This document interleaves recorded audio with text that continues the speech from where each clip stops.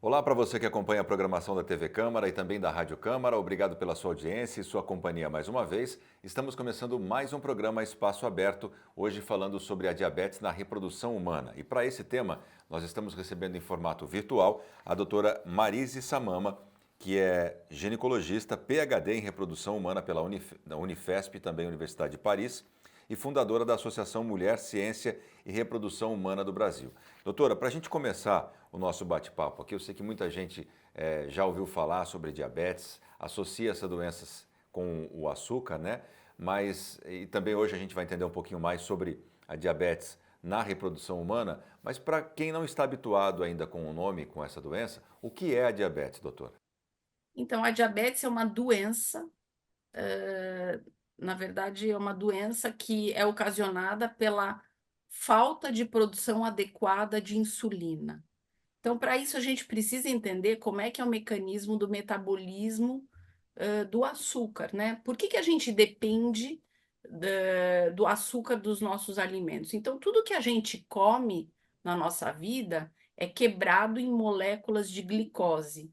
A glicose é a menor molécula, o açúcar que a gente pensa, que a gente come in natura, ele também é quebrado em glicose. Então, qualquer ação das nossas células é dependente dessa glicose. E a insulina, ela é um hormônio que é produzido pelo pâncreas, e ela é responsável por fazer esse metabolismo e carregar essa glicose para onde a gente precisa.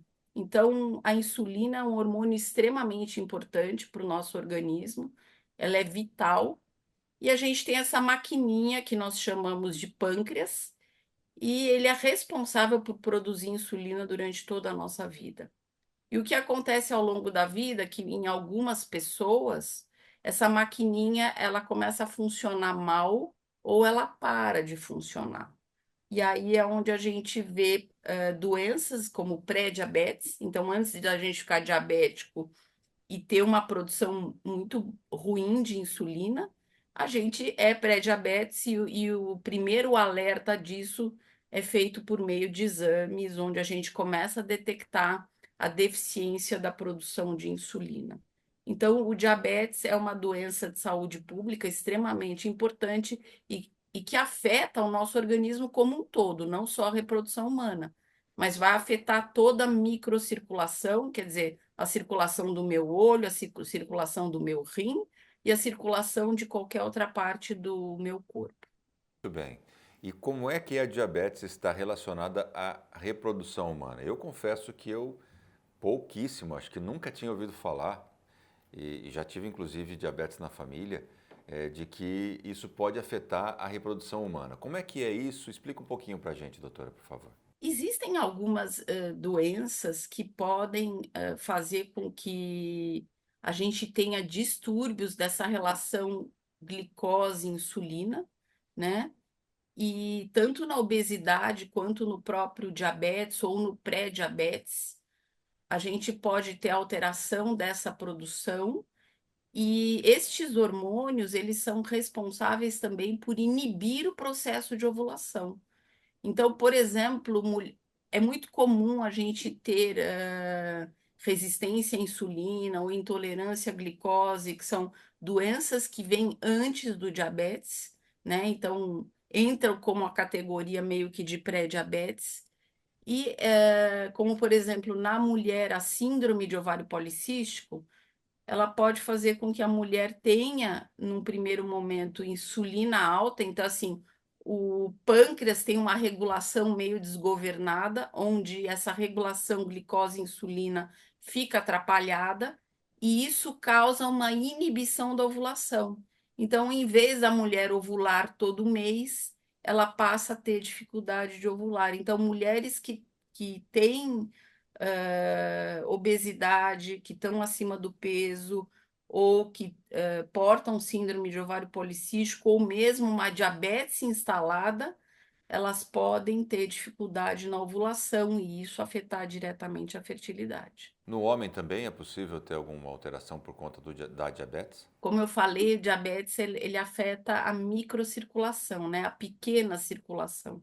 e isso também afeta a circulação da parte tanto testicular quanto da parte do pênis, né?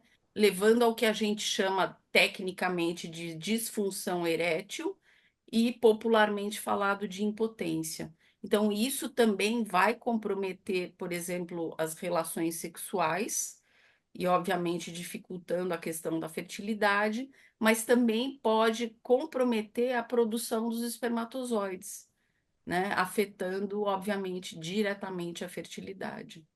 E por isso se torna tão importante a gente cuidar precocemente dessas doenças. Um dado que eu tenho aqui na pauta, doutor, é até alarmante, né, que o Brasil é o quinto país em incidência de diabetes no mundo, com 18 milhões de doentes adultos de 20 a 79 anos, perdendo apenas para a China, Índia, Estados Unidos e Paquistão. É um número bastante alto, né? Por que a senhora acha que... quais são os fatores que levam a gente a ter esse número tão alto de diabetes? E se toda essa população que é acometida pela doença, ela acaba desenvolvendo essa questão da infertilidade ou na dificuldade de reprodução? É claro que nem todo mundo vai apresentar essa dificuldade. A gente precisa entender que o diabetes é uma doença progressiva, então, quanto mais passa o tempo, mais problemas a gente passa a ter. Então, muitas pessoas que têm filhos mais cedo não vão enfrentar a infertilidade, mas hoje, qual que é o grande problema? Quase 60% da população está deixando para engravidar mais tarde. Está evoluindo com uma gravidez tardia, que nós chamamos, acima de 35 anos.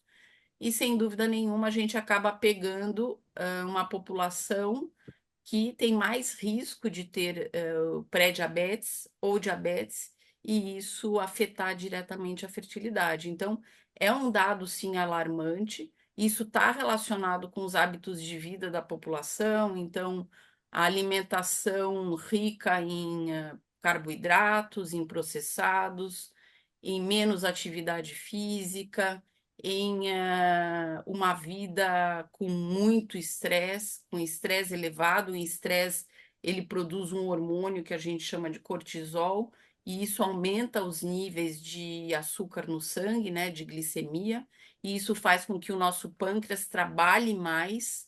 Então, como eu disse, é uma maquininha que, se a gente usar demais, ela estraga, né? Então, por isso é tão importante a gente ter uma alimentação saudável, fazer atividade física e trabalhar muito o mental, né, para que a gente tenha menos estresse e tenha melhor qualidade de vida. Praticamente aqui nós já temos uma dica, né, um caminho para a prevenção da doença. Mas para aquelas pessoas que já têm a doença instalada, né, já desenvolveram a diabetes, o pâncreas já não está funcionando mais, inclusive muita gente acaba tomando a insulina e leva uma vida praticamente normal, desde que controlada, acompanhada com o médico, dá para levar uma vida normal, né, doutora? O duro é que as pessoas que não conseguem manter um regramento depois do diagnóstico da doença. Mas voltando para a questão da fertilidade, depois que o diabetes foi detectado e já está em tratamento, existe alguma forma de evitar a infertilidade, aumentar a chance da mulher engravidar ou do homem não desenvolver esses problemas que a senhora falou? Existe já um tratamento para isso, doutora? O primeiro grande tratamento é a qualidade de vida, é o impacto sobre a qualidade de vida, é o controle adequado do peso. Então, não pode estar acima do peso. A gente recomenda fortemente acompanhar essa questão do peso com alimentação, com dieta, com exercícios. Isso é o número um da recomendação de qualquer tratamento de reprodução assistida, né? E depois disso, fazer um bom diagnóstico, identificar o problema é fundamental, porque muitas vezes a gente não identifica o diabetes, mas você vai identificar esse pré-diabetes ou essa resistência à insulina, né? Algumas mulheres, como eu disse, que têm, por exemplo, síndrome de ovário policístico, elas têm já uma. A própria insulina é uma insulina que não funciona direito. Então, o organismo acaba lançando mão de mais insulina para poder funcionar direito. E essa quantidade alta de insulina é que acaba suprimindo o processo de ovulação. Então, se a gente tiver uma alimentação mais regrada, conseguir controlar os níveis glicêmicos, e hoje a gente tem medicamentos que são utilizados para auxiliar nesse controle, tem tanto medicação oral, o uso da insulina é uma situação extrema, mas hoje a gente tem medicações orais que podem fazer esse tipo de controle, além, obviamente, de toda a mudança de estilo de vida, e isso fazer com que ela volte a ter menstruação e a ter ovulação, porque muitas dessas mulheres passam a não menstruar. Então, se eu não ovulo, eu não menstruo. Então, ou tem uma menstruação a cada 45 dias ou a cada 60 dias. Uma mulher que ovula, normalmente, ela vai ovular 10 vezes por ano. Uma mulher que tem essas alterações, ela pode ovular 2 a 4 vezes por ano. Então, isso dificulta muito a fertilidade natural. Então, são formas que a gente tem de ajudar muito essas mulheres, no sucesso da gestação. Doutora, no seu ponto de vista, na sua experiência, a rede médica brasileira de ginecologistas está capacitada para esse tipo de atendimento, para essa associação, né, da infertilidade com o diabetes? Ou é necessário que o paciente que tem alguma dúvida procure especialistas diferentes para conseguir chegar nesse diagnóstico? A reprodução humana, na verdade, ela é uma especialidade, até aqui no Brasil, ela tem título de especialista desde 2017. Se a gente for pensar, esse cuidado inicial deveria ser dado pelo ginecologista. Então, não necessariamente a mulher teria que procurar um especialista. Mas na prática, o que a gente acaba observando é que muitas mulheres acabam procurando especialista para fazer diagnóstico e ter esse atendimento adequado e chegar até ao sucesso ou de uma gestação natural ou um tratamento que nós chamamos de baixa complexidade, utilizando um namoro programado, uma estimulação ovariana mais leve, que faça com que ela possa usar as vias naturais, que é a relação sexual, para conseguir uma gestação. Então, muitas vezes, sim, o especialista ele precisa ser acionado. Então, aquela mulher que não está conseguindo resolver o seu problema com o ginecologista, ela deve procurar, sim, um especialista. Bom, doutora, para a gente caminhar para o final aqui, acho que muito esclarecedora essa entrevista, mas a diabetes ainda tem um diferencial, né? Que é a história do diabetes tipo 1 e tipo 2. Quais são as diferenças entre esses dois tipos e se para cada tipo existe um risco maior ou menor de infertilidade? O diabetes tipo 1, na verdade, é um diabetes que ele é um diabetes que vem normalmente na infância, ele é juvenil. A gente precisa saber que o diabetes ele também pode ser ocasionado por uma doença autoimune, onde você tem anticorpos que agem contra o seu pâncreas e por isso o pâncreas para de funcionar. Então, ele pode ser juvenil, né? Mas ele também pode se dar na vida adulta, que é mais raro. Então, quanto mais precoce acontece o diabetes, mais precocemente a gente vai ter essas alterações, porque a gente se torna dependente de insulina. Então, uma coisa é eu produzir mal a insulina, outra coisa é eu não produzir insulina. E o diabetes tipo 1, ele não produz insulina, então ele se torna dependente de uma insulina que é dada de forma externa.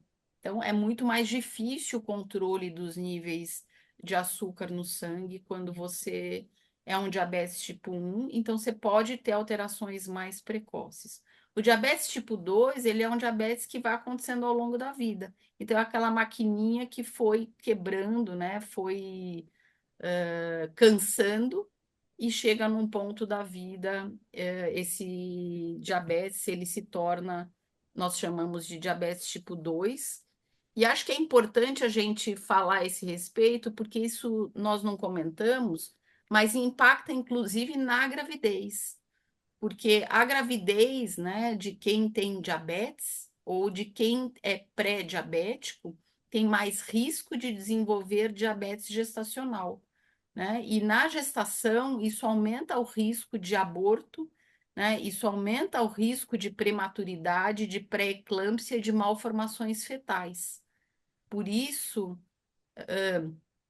quanto melhor for o ajuste do nível do açúcar no sangue, seja ele diabetes tipo 1, ou diabetes tipo 2, ou intolerância à glicose, ou resistência à insulina, menos risco a gente vai ter tanto da infertilidade, da dificuldade para engravidar e das complicações na gestação.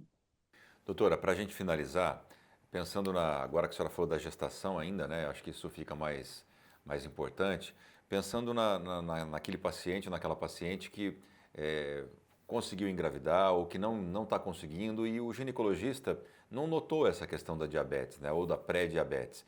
Existe algum sintoma, existe algum alerta que o paciente, a própria pessoa possa perceber para que ela, opa, preciso conversar com um especialista, ou então pelo menos questionar o meu ginecologista com relação ao meu nível de glicemia, porque tem algo que está errado aqui. É possível notar isso? Sem dúvida é possível, né? Então, assim, mulheres que gostam muito de comer doce e têm alterações do ciclo menstrual, então, assim, percebeu que a menstruação não está acontecendo de forma regular, tem mais desejo de comer doce ou de carboidrato, então isso inclui pão, macarrão, pizza, tem mais chocolate, tem mais prazer, né, nesses alimentos. Ao longo do dia pode apresentar tonturas, dores de cabeça. Então, isso são sinais importantes e dificuldade de perda de peso, né? O controle do peso também é um fator importante. Tá certo, doutora. Quero agradecer demais a sua participação com a gente aqui, em trazer essas orientações importantíssimas e difundir um pouco mais, né, os desdobramentos da diabetes na reprodução humana. Muito obrigado por estar aqui com a gente. Muito obrigada a vocês. É um prazer aqui da nossa Associação Mulher Ciência e Reprodução Humana do Brasil informar a população sobre esses assuntos. Muito obrigado, doutora Marise, e a você que acompanhou essa entrevista pela sua audiência e até a próxima.